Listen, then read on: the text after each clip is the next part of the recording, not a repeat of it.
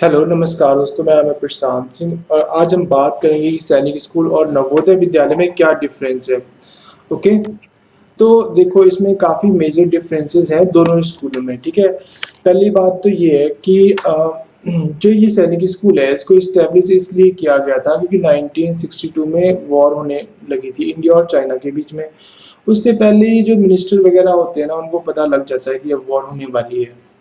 ठीक है। एक दो डायलॉग्स होते हैं ना जो आपस में कंट्रीज में, अगर वो उसमें कुछ काम नहीं हो पाया तो उनको पता है कि अब वॉर होनी होनी है। तो 1961 में ही जो डिफेंस मिनिस्टर थे वीके मैनन, उन्होंने इस सोचा कि उस टाइम पे जो आर्मी में कोई जाना चाहता नहीं था। ठीक है। लोग अपने बच्चों को आर्मी में भेजते ही नहीं थे। ओके। तो और उस टाइम एजुकेशन भी बहुत कम थी, मतलब बहुत कम लोग पढ़े लिखे थे। तो इन लोग को बहुत ज़्यादा प्रॉब्लम आ रही थी, आर्मी में कोई बंदा जा ही नहीं रहा था। ठीक है।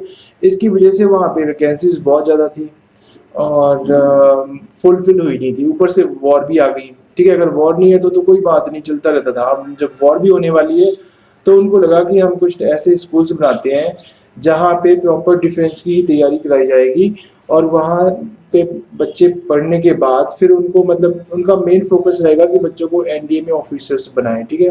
अगर एनडीए ना भी क्लियर करे तो कोई और डिफेंस में किसी और रैंक पे चला जाए। ओके। और जो जवाहर नवोदय विद्यालय है इसका कॉन्सेप्ट थोड़ा सा अलग है। ठीक है। ये बेसिकली बाद में स्टार्ट हुआ था, काफ़ी बाद में 1962 में जब राजीव गांधी पीएम थे तो उन्होंने कहा था कि भाई देखो, हर एक डिस्ट्रिक्ट में एजुकेशन होनी चाहिए, अच्छी एजुकेशन। ठीक है। सीबीएसई बोर्ड तो तभी भी था लेकिन सीबीएसई स्कूल बहुत कम थे। तो इसका जो मेन मोटिव है, जो कोर फिलॉसफी है, वो ये है कि हमने हर एक डिस्ट्रिक्ट में एक नवोदय विद्यालय खोलना है। ठीक है। यहाँ पर ऐसा नहीं है, ये हर एक डिस्ट्रिक्ट में नहीं होता, ये पूरे एक स्टेट में एक होता है। तो इसी हिसाब से यहाँ पे टोटल लगभग अभी 30+ सैनिक स्कूल हैं। ठीक है। 30+ क्यों, देखो 28 तो स्टेट ही है, तो हर एक स्टेट में तो एक एक है ही। साथ में कुछ स्टेटों में दो तीन भी सैनिक स्कूल हैं, जैसे यूपी है। और कुछ अभी नए बन भी रहे हैं। ठीक है। वो भी 1-2 साल में लगभग बन जाएंगे, तो आप देखोगे कुछ 1-2 साल में आपको ये ना 40-50 हो जाएंगे। अभी तो गवर्नमेंट ने एक और काम करना स्टार्ट, मतलब प्रपोजल दिया था नवोदय विद्यालय वालों को कि हम आपके सारे नवोदय विद्यालय बना देंगे सैनिक स्कूल। इन लोगों ने मना कर दिया, बोला हम नहीं ऐसे करेंगे। ठीक है। फिर ये प्रपोजल अभी कैंसिल हो गया है। तो फिलहाल जो है ये धीरे धीरे बन रहे हैं सैनिक स्कूल। ओके। और लगभग 10-15 तो ऐसे 1-2 साल में ही और बन जाएंगे। अब यहाँ पे क्या है कि यहाँ पर 30 नहीं है, यहाँ पर टोटल जो सैनिक स्कूल है वो 360 है। 360 नहीं, 638+। ठीक है। अब प्रोविजन तो ये है कि हर एक डिस्ट्रिक्ट में होना चाहिए, बट कहीं पे है कहीं पे नहीं है। तो फिलहाल तो इतने ही है। ओके। और दूसरा डिफरेंस क्या होता है इन दोनों के एग्जाम में, दोनों का लगभग एग्जाम एक जैसा ही आता है, बस इसमें ना जीके नहीं आती। जैसे नवोदय विद्यालय में सिर्फ मैथ आएगी, इंग्लिश आएगी, रीजनिंग आएगी। ओके। इसमें रीजनिंग का पेपर बड़ा ज्यादा आता है, यहाँ पे ऐसा नहीं है।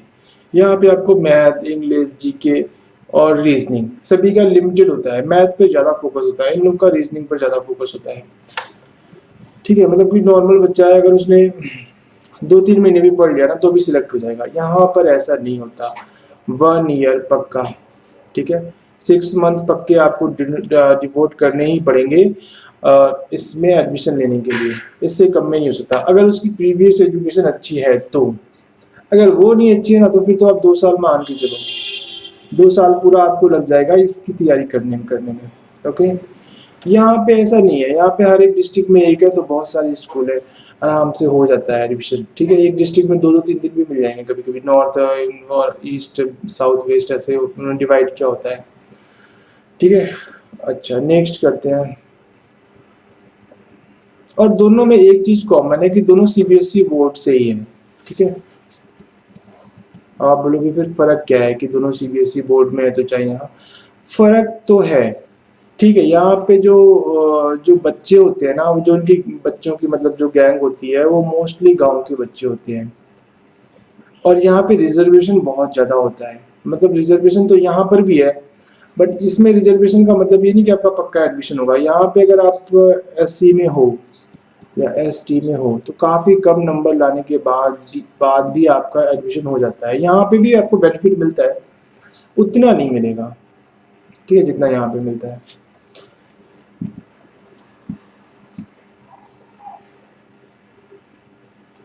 अब नेक्स्ट, अब यहाँ पे क्लास 6 में और 9th में एडमिशन मिलती है। यहाँ पे सिर्फ बच्चे 6 में ही आते हैं। ओके, 9th में एक्चुअली जो बच्चे छोड़ते हैं ना क्लास 6 में, उनका आगे 9th में एडमिशन होता है। 9th का भी इसका एग्ज़ाम होता है। ओके, हाँ, अब क्या 11th में भी होता है? नहीं, ठीक है। +1 में या 11th में कभी भी सैनिक स्कूल में एडमिशन नहीं होता। एक दो बच्चों की ये मतलब वैकेंसी होती है, वो भी जो स्टाफ मेंबर हैं उनके ही बच्चों को वो सीट दे देते हैं। ओके, अगर हुई तो, वैसे तो होता ही नहीं है कोई। ओके, और यहाँ का तो मैंने आपको बताया ही है, ये इसमें ये नहीं आना था। इसमें डिफेंस पर्सन को रिजर्वेशन होती है। ओके, यहाँ पे ऐसा नहीं होता। डिफेंस पर्सन को रिजर्वेशन का मतलब होता है कि जो लोग आर्मी में हैं तो उनके बच्चों को फर्स्ट प्रेफरेंस मिलती है, ठीक है। मतलब इसमें दो चीज चेक की जाती चाहिए, एक तो होम स्टेट और डिफेंस होम स्टेट। जो डिफेंस होम स्टेट है ना, डीएच, इसमें मैक्सिमम वैकेंसीज होती हैं कि आप डिफेंस में भी हो और आप अपने होम में ही फॉर्म भर रहे हो। जैसे जो पंजाब के लोग हैं, अगर पंजाब में फॉर्म फिल कर रहे हैं और वो डिफेंस में भी है तो उनका मैक्सिमम चांसेस है कि उनका हो जाए। और अगर ऊपर से अगर एससी इसमें आते हैं और एसटी में है तो भी चांसेस है कि एडमिशन हो जाए, ठीक है। मतलब कि मैं आपको सीधे से बताता हूँ, यहाँ पे लिख देता हूँ, देखो, टोटल क्लास 6 के लिए, ठीक है, 300 का पेपर होता है, ठीक है। अब 300 में से अगर कोई यहाँ पे लिख देता हूँ एससी और एसटी कैटेगरी के हैं बच्चे, तो उनको सिर्फ और सिर्फ अगर 280 या क्या लो 50 से लेके 310 के बीच में मार्क्स होंगे तो उनका एडमिशन हो जाएगा। वहीं पे अगर जनरल है तो उनको एडमिशन लाने के लिए हमेशा लगभग 320 से लेके 350 के बीच में मार्क्स लाने पड़ेंगे तो पक्का एडमिशन हो जाएगा। ओके, अब आप लोग ये देखो बहुत ज़्यादा वेरिएशन है इसमें, ठीक है। मतलब एक एक नंबर से बच्चे रह जाते हैं। कई बच्चे ऐसे भी होते हैं जिनके 340 मार्क्स हैं, ओके, और जनरल कैटेगरी में है, और एक अगर 41 है तो 41 वाले की हो जाएगा, 40 वाले का नहीं होगा, ठीक है। बिकॉज सीटें बहुत लिमिटेड होती हैं, एक एक मार्क्स के पीछे बच्चे रह जाते हैं। प्लस इसमें दूसरा केस और बनता है कि यहाँ पे मेडिकल भी होता है। ओके, और इधर कोई मेडिकल नहीं होता, नवोदय विद्यालय में कोई मेडिकल नहीं होता, यहाँ पर मेडिकल होता है, ठीक है। और इसमें मेजर पोर्शन में ना कभी कभी करंट अफेयर और ये जनरल नॉलेज इंग्लिश सभी पूछ लेते हैं। यहाँ पे ऐसा नहीं होता, ठीक है। रीजनिंग, मैथ और एक आपकी लैंग्वेज, बस इतना ही होता है। ओके, अच्छा, यहाँ पे भी इंटरव्यू देखो, अभी उन्होंने वैसे तो बोलने के लिए ख़त्म कर दिया है लेकिन फिर भी इंटरव्यू होता है। ओके, जब आप जाओगे तो थोड़ी बहुत इंट्रो तो वहाँ पे होती है। वैसे उसके मार्क्स नहीं ऐड होते पर मेडिकल के मार्क्स ऐड होते हैं, कई बच्चों को मेडिकल में भी निकाल देते हैं। ओके, अगर इसमें एक बार मेडिकल में निकल गए तो फिर क्या करें, दोबारा से मेडिकल के लिए बुलाएंगे, ऑब्वियसली बात है। दोबारा भी निकल गए तो फिर क्या करें। देखो, फिर अगर कोई ऐसी प्रॉब्लम बता रहे हैं जो जेनेटिक है या जो ठीक नहीं हो सकती, जैसे हाथ पैर में कोई प्रॉब्लम है, ओके, तो वो फिर आपको परमानेंट हो जाता है कि आप अपना फोकस मेडिकल से सॉरी डिफेंस से हटा के कहीं और लगा दो। क्योंकि अगर इसके मेडिकल में बच्चा नहीं पास हुआ यहाँ पर सैनिक स्कूल के, तो ये बात 100% गारंटीड है कि चाहे वो आगे जाके जीडी कांस्टेबल का फॉर्म फिल करे या एनडीए का, ठीक है, उसको वो लोग नहीं लेंगे।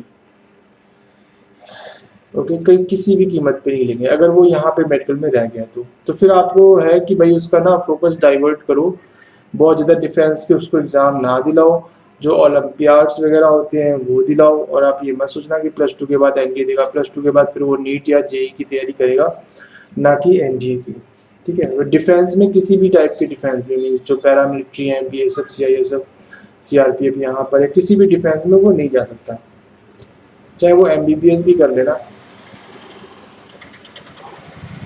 तो भी वो सिविल डॉक्टर बन सकता है, पर आर्मी में नहीं बन सकता। तो ये एक अच्छी चीज़ भी है कि आपको पता लग जाता है कि हाँ बच्चे का फ्यूचर सेफ है, वो मेडिकली फिट है। वहाँ पे एक बार फिट गया तो आगे फिट रहता है, ऐसे बहुत कम चांस होते हैं कि वहाँ जाके कोई मेडिकली अनफिट हो जाए। ओके, वो बहुत ज़्यादा पीटी परेड कराते हैं, और जो बच्चे मोटे मोटे भी होते हैं ना वो भी वहाँ जाके पतले रहते हैं। अच्छा, नेक्स्ट यहाँ पे जवाहरलाल नेहरू में, यहाँ पे ऐसा नहीं होता, यहाँ पे जो बच्चे हैं वो मेडिकल वगैरह तो कुछ होता नहीं है उनका, और नेक्स्ट इतनी प्रॉब्लम नहीं है, आराम से एडमिशन मिल जाता है। ओके, बस एग्ज़ाम ही पास करना है, एग्ज़ाम पास हो गया तो आपको एडमिशन मिल गया। ठीक है, और दोनों की दोनों ये ऑर्गेनाइजेशन MHRD, ठीक है, ministry of human resource and development, इसके अंडर ही आती है। ठीक है, ये भी और नेक्स्ट क्वेश्चन आता है कि भाई अगर दोनों सेम ही है तो मतलब इसमें एक कॉन्सेप्ट और होता है माइग्रेशन का। ठीक है, अब अब बात ये आती है कि अगर मेरा बेटा या मेरा बच्चा कोई भी है, कोई भी एक बच्चा अगर वो सैनिक स्कूल में पढ़ रहा है किसी भी स्टेट में, हरियाणा में, राजस्थान में, बंगाल में, यूपी में, तो क्या वो उस स्कूल से मैं उसे दूसरे सैनिक स्कूल में ट्रांसफर करा सकता हूँ क्या? मतलब जैसे फॉर एग्जांपल आपका कोई भी है बच्चा, वो सैनिक स्कूल कपूरथला में पढ़ रहा है, ठीक है, आप चाहते हो कि वो सैनिक स्कूल नगरोटा में चला जाए, ये आपकी वहाँ पे पोस्टिंग हुई है, तो क्या वो माइग्रेशन कर सकता है पंजाब से जम्मू? देखो, इसमें नहीं कर सकता है।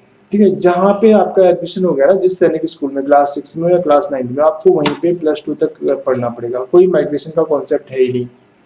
ठीक है, आप वहां से निकाल सकते हो अगर क्लास 6 7th में है और 8th में है, और 9th में दोबारा से वहां पे एंट्रेंस एग्जाम दिलाओ, फिर जाके ये मतलब अगर पास हो गया तो चला जा सकता है, नहीं तो नहीं, माइग्रेशन हो नहीं सकती। यहाँ पे ऐसा नहीं है, नवोदय विद्यालय में माइग्रेशन हो सकती है। ठीक है, आप किसी भी स्कूल से कहीं भी, जितने भी नवोदय विद्यालय हैं, बड़े आराम से आप एक बार अगर आपका बच्चा नवोदय विद्यालय में चला गया ना, तो आप उसको किसी भी स्टेट में, किसी भी डिस्ट्रिक्ट में माइग्रेशन करा सकते हो। ठीक है, अच्छा, गेम्स में क्या हाल है, मतलब दोनों में, सैनिक स्कूल और नवोदय विद्यालय में के बच्चे गेम्स में कौन से अच्छे होते हैं, सैनिक वाले या नवोदय विद्यालय वाले? देखो भाई, गेम्स में लगभग दोनों की परफॉर्मेंस ना बराबर ही है, मतलब ये लोग भी अच्छी परफॉर्म कर रहे हैं, ठीक है, अंडर 19 वाले में जाते हैं, और ये लोग भी अच्छी परफॉर्मेंस कर रहे हैं। ठीक है, यहाँ पे स्कूल बहुत ज़्यादा है तो उस हिसाब से इनकी परफॉर्मेंस ठीक है और इनकी भी ठीक है। Okay, thank you so much. और इसके अलावा अगर आपको कोई और इन्फॉर्मेशन चाहिए तो आप इस नंबर पे कॉल कर सकते हो। ठीक है,